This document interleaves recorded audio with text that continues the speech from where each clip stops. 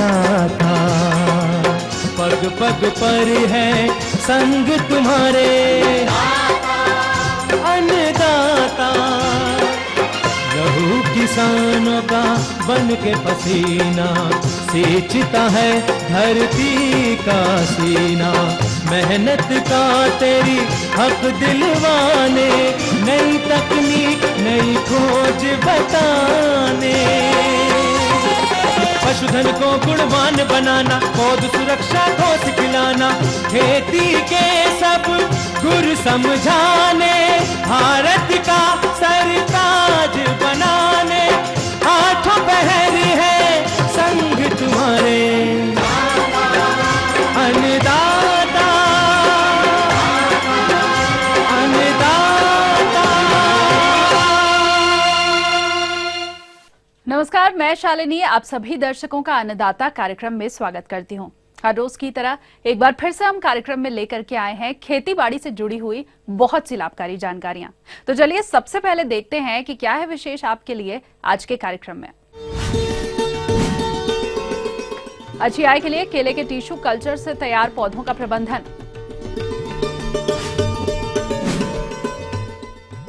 Terrace garden की उपयोगिता और इसके लाभ पर जानकारी।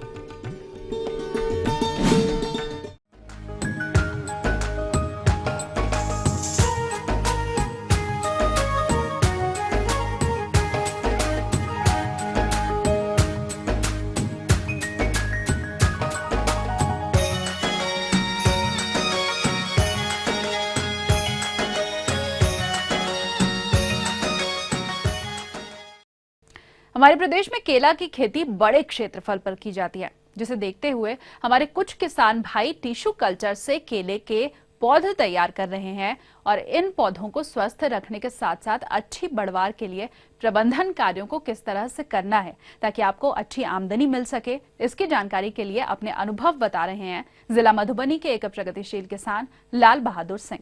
किसान बंधुओं को संदेश देना चाहते हैं कि जिनके पास सिंचाई की सुविधा हो और ऊंची ज़मीन हो, उसमें सबसे अच्छा एक साल में रिटर्न देने के लिए टिश्यू कल्चर केला का उत्पादन किया जा सकता है। इसके लिए किसी भी टिश्यू कल्चर लैब से जो प्राइमरी पॉट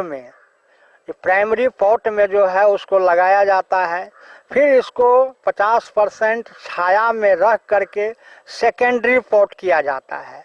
जब ये पौधे की ऊंचाई 1 से 1.5 फीट का हो जाए तब मुख्य खेत में लगाना चाहिए। फिर 10 से 12 रोज के बाद पुनः उसमें पानी दे करके उसके मिट्टी को हल्का कर दिया जाए। किसी भी तरह का रोग का प्रकोप उसमें नहीं हो पाएगा। ऐसे इसके बाद जाला या मकड़ा या अन्य तरह के जो है कीड़े का आक्रमण हो जाए तो सामयिक जो है कीटनाशक का स्प्रे उस पर करते रहना चाहिए। इसमें 1 लाख से लेकर 1.5 लाख रुपए की आमदनी 1 साल के अंदर की जा सकती है। अतः किसान भाइयों को हम ये कहना चाहते हैं कि अन्य फसलों के साथ साथ उद्यानिकी फसल जो हम मधुबनी जिला में केला हमेशा बाहर से आयात होके आता है, तो यहाँ की मार्केट की पूर्ति के लिए और आर्थिक जो है उन्नति के लिए किसान भाइयों को एक टिश्यू कल्चर केला लगा करके एक अच्छी आमदनी लिया जा सकता है।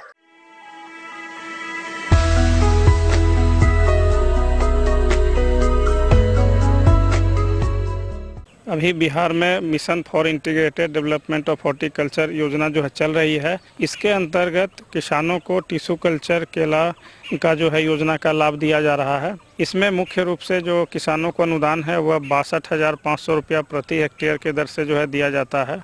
यह 2 किस्तों में दिया जाता है। प्रथम वर्ष जो है 75% अनुदान होता है, जो 46,875 रुपया प्रति हेक्टेयर बनता है। इसमें पौधा जो है विभाग के स्तर से उपलब्ध कराया जाता है किसानों को मुफ्त में, और वह अनुदान की राशि से उसकी कटौती कर ली जाती है। पुनः जब किसान अपने बाग में जब यह लगा लेते हैं तो उसका भौतिक सत्यापन के पश्चात जो है अगले वर्ष 90% पौधा जीवित रहने के फलस्वरूप शेष जो राशि है वह किसानों को अनुदान के रूप में दी जाती है। यह योजना कोसी एवं जो हमारा भागलपुर का जो क्षेत्र है, खगड़िया, इस सब इसमें काफ़ी जो है यह किसानों के बीच लोकप्रिय हुआ है और हम लोग किसानों को जो है यह पौधा जो है देकर उन्हें लाभान्वित कर रहे हैं। पूर्व में जो किसान भाई जो है अपना जो ट्रेडिशनली जो केला की खेती कर रहे थे उसमें उनका इनकम जो है कम होता था। दूसरा इसका जो टिश्यू कल्चर का जो एडवांटेज है, जो लाभ है, वह सभी पौधों में का जो है हाई टेक समान होता है। इसका जो फल होता है उसका वेट ज़्यादा होता है, इसमें जो घौद फल आते हैं उनका आकार ज़्यादा होता है।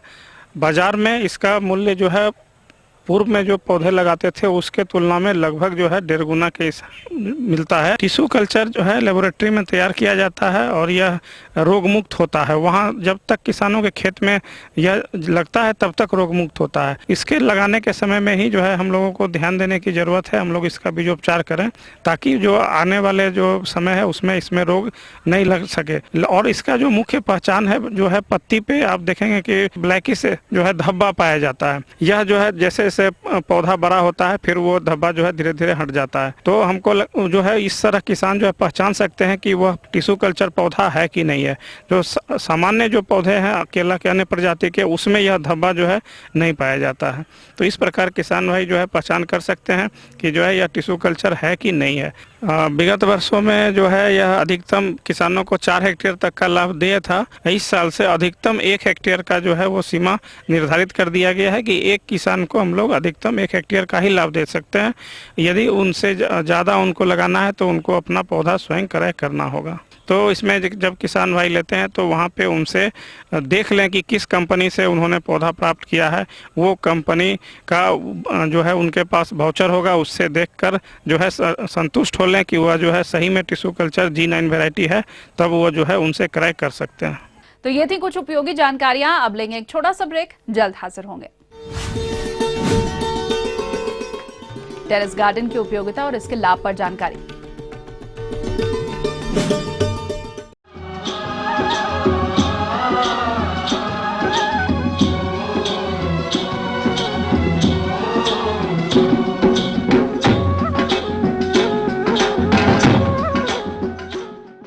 ब्रेक के बाद एक बार फिर से आप सभी दर्शकों का अन्नदाता कार्यक्रम में स्वागत है। बढ़ते हैं अगली प्रस्तुति की ओर।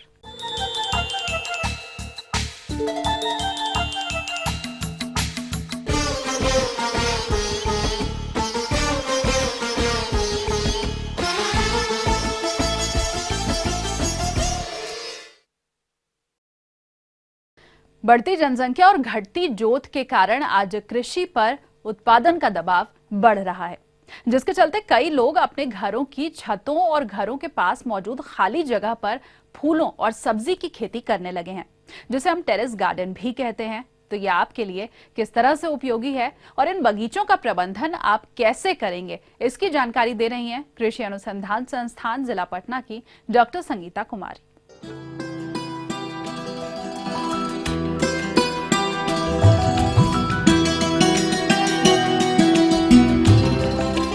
शहरीकरण होने के कारण जमीन की भी कमी हो गई है। जमीन में फ्लैट्स बन गए हैं या जिनके बड़े बड़े मकान है, छत काफ़ी बड़ा है और धूप जो है प्रचुर मात्रा में मिलती है, वैसे जगह में हमारे किसान भाई या जो भी है, जो शौकीन लोग खासकर, वो टेरेस गार्डनिंग कर सकते हैं। और टेरेस गार्डनिंग करके जैसे सब्जियां लगा सकते हैं। तो सबसे पहले है कि टेरेस गार्डनिंग के लिए जो पात्र होता है, जो कंटेनर्स होता है, वो विभिन्न सामग्रियों का बना रहता है, जैसे मिट्टी हुआ, सीमेंट हुआ, टीन हो गया, प्लास्टिक का हो गया। तो उसको विभिन्न आकार दिया जाता है, जैसे गमले का आकार ले लिया या बक्से का आकार या कार्टून का आकार या कोई हौदा का रूप दे दिया और उसी में सब्जियों को लगा सकते हैं। 2 से 3 प्लांट जो है एक गमले में लगाया जा सकता है। अगर गमले की चौड़ाई ज़्यादा है तो 4 या 5 पौधे भी लगा सकते हैं। अभी जो है रबी मौसम चल रहा है और रबी मौसम के दौरान आप ठंड मौसम में उगने वाली सब्जियों को लगा सकते हैं।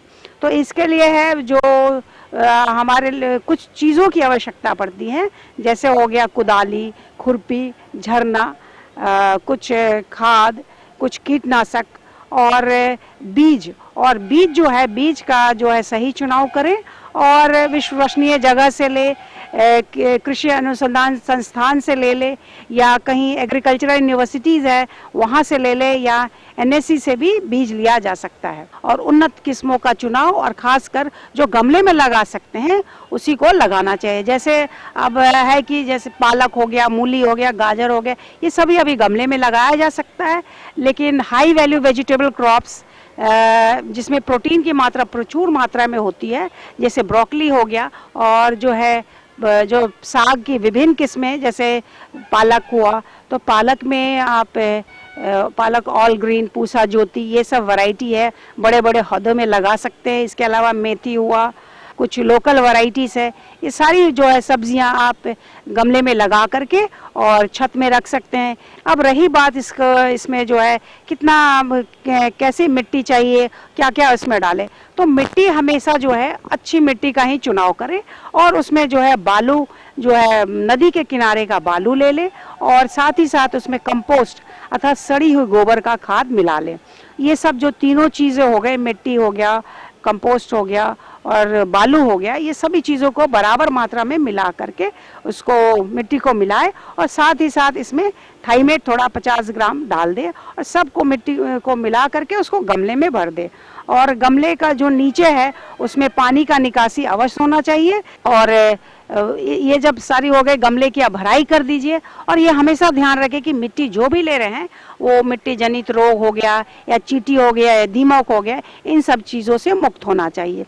आप गमले की भराई करके आप अभी 1, 2, 3 बीज एक गमले में डाल दीजिए और साथ ही साथ जैसे अगर लतरने वाली सब्जी कुछ ऐसा लग रहा है तो उसके लिए सुतली का सहारा सुतली और बांस का सहारा दे सकते हैं। वर्मी कंपोस्ट से जब बीज लगाते हैं, क्यारी पंक्ति से बीज लगा करके उसको वर्मी कंपोस्ट से ढक दे और फुहारे से पानी देते रहे। जब बीज में अंकुरन आ जाए समय पर है, जैसे आप खरपतवार भी निकालते रहें और जाड़े का मौसम है तो उसमें पानी जो है से मतलब ये गमला में पौधा हम उगा रहे हैं तो तकरीबन 2 दिन 3 दिन पर, और जैसा दिख रहा है मिट्टी कि भाई सूख रहा है तो उसमें आप पानी डालते रहें। और जहाँ यूरिया जब डालना होता है तो देखें कि पौधा जब 3 हफ्ता का हो गया, लगाने के 3 हफ्ता के बाद, उसके बाद ही जब पौधे में गमले में नमी हो तभी यूरिया डालें, 10 से 15 ग्राम मात्र। और आप ये जो यूरिया है 15 दिन के अंतराल पर 2 से 3 किस्तों में डाल सकते हैं। और साथ ही साथ सिंचाई कर दें अगर गमला की मिट्टी सूखी हो। और अब आई कि रोग से कैसे मुक्ति पाए, रोग हो गया, कीट हो गया, कीटनाशक दवाई में सबसे है कि आप जब भी कीट लगते किसी भी प्रकार का तो उसमें आप जो है रोगर डालें। रोगर वही 1 मिलीलीटर 1 लीटर पानी में मिला करके पौधों पर छिड़काव करें। और जब भी फफूंदनाशक बीमारी लग जाए तो उसमें ब्लाइटॉक्स 50 उसको 2 ग्राम से 3 ग्राम मात्रा 1 लीटर पानी में मिला करके पौधे पर छिड़के तो उसे फफूंद जनित रोगों से बचाव किया जा सकता है। तो इस प्रकार आप जो है टेरेस गार्डनिंग या छत पर जो है गमले में सब्जियां उगा करके आप रोज़मर्रा की सब्जियां भी खाइए और फ्रेश सब्जी भी खाइए, स्वास्थ्य भी बनेगा और साथ ही साथ आपका जो है मुनाफा भी रहेगा। आप बाजारी जो सब्जियों से आप बच सकते हैं। आगे और भी यहाँ कुछ रोचक जानकारियां, पर यहाँ पर रुकेंगे एक और ब्रेक के लिए, जल्द हाजिर होंगे। शकरकंद की फसल में किए जाने वाले समसामयिक कार्य।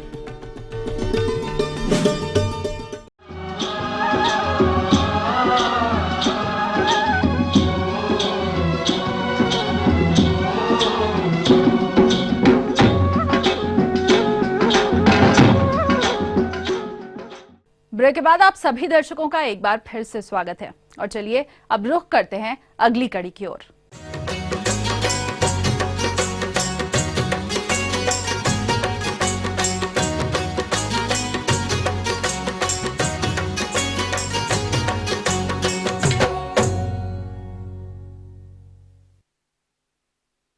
हमारे जिन किसान भाइयों ने शकरकंद की रोपाई समय से कर दी थी वो फसल अभी बढ़वार की अवस्था में है और इस फसल से अच्छा उत्पादन लेने के लिए आप इसमें कौन कौन से प्रबंधन कार्यों को अमल में लाएंगे, इसकी जानकारी हेतु मिलते हैं बिरसा कृषि विश्वविद्यालय जिला रांची के कृषि वैज्ञानिक डॉक्टर एस सेन गुप्ता से। किसान भाई बहुत सारे तो ये कर चुके होंगे, खेत में वो नर्सरी से लगा के प्लांट कर चुके होंगे। तो इसमें ये है कि जब आपका फसल जो है वो करीब 30 दिन का हो जाए तो उसमें हम लोग ये मिट्टी चढ़ा देते हैं। और चूँकि ये शकरकंद जो है वो कंदमूल फसल है, इसलिए इसमें जो कार्बनिक ये जैविक खाद है इसका भी बहुत महत्व है।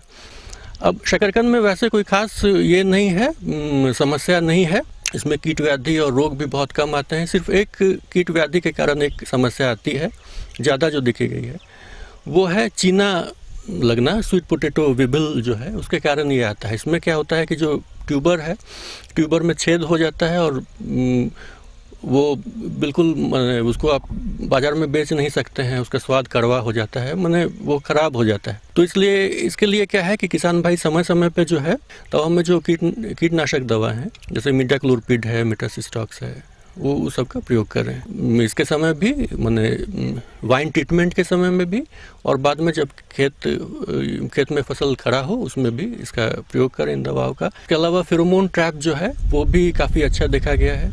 1 हेक्टेयर में करीब 10 फेरोमोन ट्रैप, तो वो भी यूज़ कर सकते हैं। एक और बात है कि जो हार्वेस्टिंग का समय है, माने श्रीभद्रा का जो है 90 से 100 दिन है, या दूसरे का जो 120 दिन का समय अवधि है, उससे विलम्ब नहीं करें।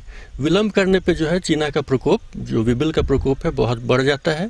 खेत में जो है किसी भी अवस्था में जल का जमाव नहीं होने दें, और जो है ये सारी बातें जो है वो किसान भाई ध्यान में रखें। तो ऐसा है कि ये जो किसान भाई इसमें ये ध्यान रखें कि खरपतवार जो है वो बिल्कुल नहीं आने पाए। जब मिट्टी आप चढ़ाएंगे उस समय इसको जितने भी खरपतवार हैं उसको निकाल करके मिट्टी चढ़ाएं। बिल्कुल खेत ये रहना चाहिए, खरपतवार से मुक्त रहना चाहिए। और विशेष अवस्था में जो है आप वीडीसाइड का भी यूज़ कर सकते हैं, लेकिन मैकेनिकल ही ज़्यादा अच्छा पाया गया है। और जो है इसमें जब जहाँ तक सिंचाई की बात है, तो जब देखें कि वो मिट्टी पे डिपेंड करता है। अगर ये है माने जब मिट्टी में नमी की कमी देखें तब सिंचाई करें। ऐसे ये काफ़ी हद तक जल की कमी को ये सहन कर सकता है ये क्रॉप। तो इन सब बातों पर ये करें किसान भाई, करके इसकी सब माने वैज्ञानिक खेती करें। धन्यवाद।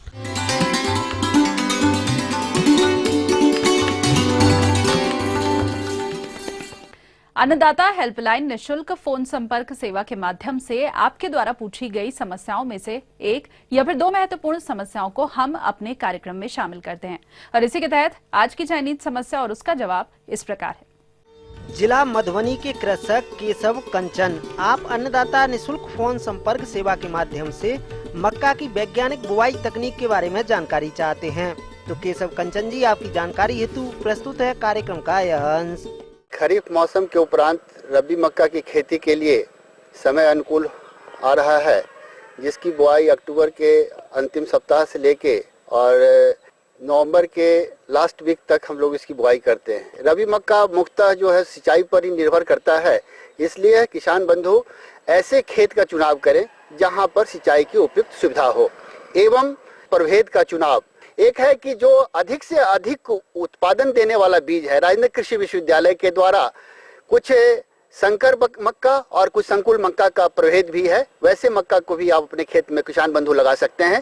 संकुल मक्का में जैसे कि आपका देवकी है, लक्ष्मी है और श्वान है। देवकी और लक्ष्मी जो है उजले किस्म की वैरायटी है, जो खाने में काफी अच्छा और स्वादिष्ट भी है। श्वान मक्का जो है पीले रंग की प्रभेद है। इसके अलावा राजेंद्र कृषि विश्वविद्यालय के द्वारा राजेंद्र हाइब्रिड मक्का 1 जो उजले किस्म की वैरायटी है, और राजेंद्र हाइब्रिड मक्का 2 जो उजले किस्म की वैरायटी है, तथा एक जो है राजेंद्र हाइब्रिड मक्का 3 जो अल्प अवधि की फसल के लिए लगाई जाती है, वो पीले रंग की प्रभेद है। वैसे प्रभेद को भी आप अपने खेत में लगा सकते हैं। इसके अलावा जो शक्तिमान सीरीज का है, जिसको क्वालिटी प्रोटीन मक्का हम बोलते हैं, वैसे प्रभेद भी उपलब्ध हैं और उसको भी आप अपने खेत में लगा सकते हैं। बुआई के पूर्व एक बात ध्यान रखेंगे, किसी भी बीज का जो बुआई करने जा रहे हैं उस बीज को जो है सो दवा से ट्रीट कर देंगे, ताकि उसमें कजरा, पिल्लू, दीमक का प्रकोप ना हो सके। खेत को जिस समय में अंतिम बुआई करते हैं उसमें 25 किलोग्राम क्लोरोपाइरीफॉस का जो अवश्य प्रयोग करें, ताकि उसमें जो है सो बीमारी न लग सकेगा। अब बात आती है इसके बीज दर व बुवाई विधि की। तो 1 हेक्टेयर के लिए 20 से 25 किलोग्राम बीज पर्याप्त होता है। कतार से कतार 60 सेंटीमीटर एवं पौधे से पौधे 18 से 20 सेंटीमीटर की दूरी पर बुवाई कर देनी चाहिए। इस प्रकार 1 हेक्टेयर में पौधे की संख्या 70,000 से 75,000 तक होती है। एक है कि जिस समय में मक्का की हम बुआई करते हैं उस समय में जो खाद की मात्रा हम डालते हैं उसमें जो फास्फोरस हो, नाइट्रोजन हो, पोटास हो, वैसे सब का प्रयोग खेत में मिट्टी को जो टेस्ट कर लें मिट्टी का और उसके उपरांत ही लगावें, ताकि ये होता है अधिक से अधिक फर्टिलाइजर का उपयोग पौधा कर सकता है। एक है कि नाइट्रोजन का जो मात्रा है वो हम लोग 4 किस्त में देते हैं। जिस समय में बुआई करते हैं उस समय में आधी मात्रा को डाल देते हैं और शेष मात्रा को जो है सो जब धनवाल निकलने लगता है उस हालत में देते हैं, जिसमें घुटने वाले स्टेज में हो जाते हैं उस हालत में देते हैं, और जिस समय में आपको दाना का भराव होने लगता है वैसे हालत में हम उसको उपयोग करते हैं। और जो फर्टिलाइजर का मात्रा है वैसे फर्टिलाइजर की मात्रा को 3 भाग में बांट के जो हमने कहा नाइट्रोजन की मात्रा को उसमें से 1 भाग की मात्रा को उसमें डाल दें और मिट्टी चढ़ाकर उस पर जो है सो सिंचाई अवश्य आप कर दें। सिंचाई के बाद देख लेंगे कि अब जो पौधा जो ग्रोथ होने लगता है, अगर घास परवार ज्यादा अधिक है तो आप जो है सो खुरपी के द्वारा उसकी निकाई गुड़ाई कर दें।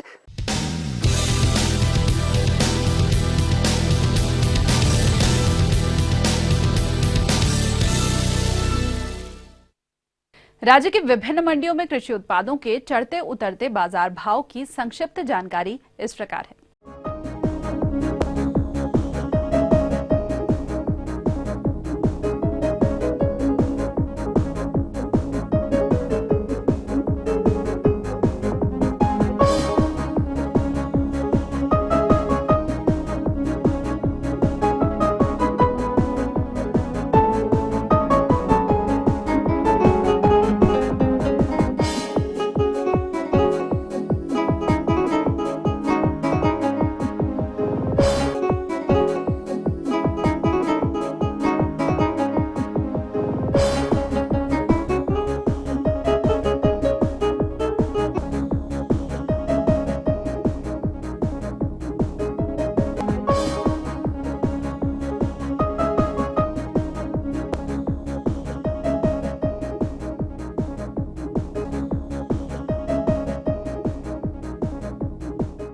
और आइए अब देखते हैं कल दिखाए जाने वाले कार्यक्रम की मुख्य झलकियां। पुराने फल उद्यानों के जीर्णोद्धार पर जानकारी,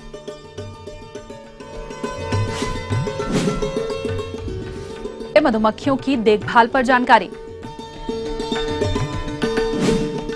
हम ये उम्मीद करते हैं कि आज का कार्यक्रम आप सभी दर्शकों के लिए उपयोगी रहा होगा। किसान भाइयों, अन्नदाता आपकी सेवा के लिए संकल्परत है। कृषि संबंधित समस्या और सुझावों के लिए आप हमें इस पते पर संपर्क कर सकते हैं। प्रोड्यूसर अन्नदाता, ETV Bihar Jharkhand, Ramoji film city, Hyderabad 501512। साथ ही आप हमें ईमेल भी कर सकते हैं। हमारा ईमेल आईडी है annadatabihar@etv.co.in। इसके अलावा आप हमें निःशुल्क हेल्पलाइन नंबर 180010084599 पर सोमवार से शनिवार सुबह 10 से शाम 4 बजे के बीच संपर्क कर सकते हैं। तो फिलहाल अन्नदाता की पूरी टीम को दीजिए इजाजत। कल फिर से इसी समय आपसे मुलाकात होगी कृषि संबंधित कुछ और महत्वपूर्ण जानकारियों के साथ। नमस्कार।